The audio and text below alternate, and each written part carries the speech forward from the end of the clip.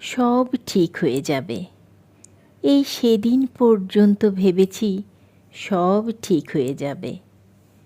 কবে, কখন, কেমন করে, কিভাবে ঠিক হবে, এবং সত্যি সত্যি কি ঠিক হবে, এবং ঠিক না হলেই বা কী হবে, সে বিষয়ে অবশ্য কোনো চিন্তা করিনি, কোনো ধারণাও ছিল না। শুধু কোথায় কেমন একটা আলগা বিশ্বাস ছিল। মনে মনে ধরে রেখেছিলাম একদিন সব ঠিক হয়ে যাবে।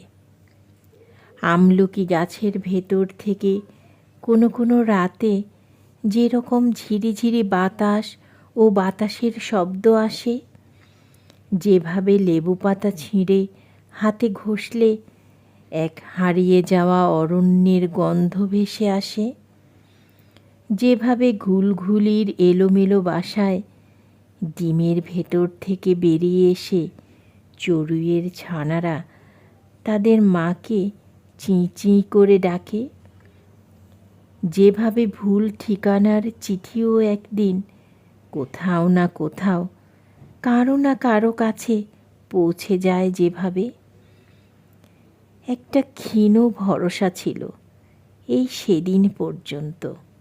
যেভাবে ওই সব ঘটে, এই সব ঘটে যায়, সেইভাবে একদিন সব ঠিকঠাক হবে। আমার কিছুই করণীয় নেই, শুধু বসে থাকার অপেক্ষা। ভেবেছিলাম একদিন সব ঠিক হয়ে যাবে, একদিন সব ঠিক হয়ে যাবে। এই আশায় আমাদের ছোট্ট জীবনটা বেশ ভালোই কেটে যায়।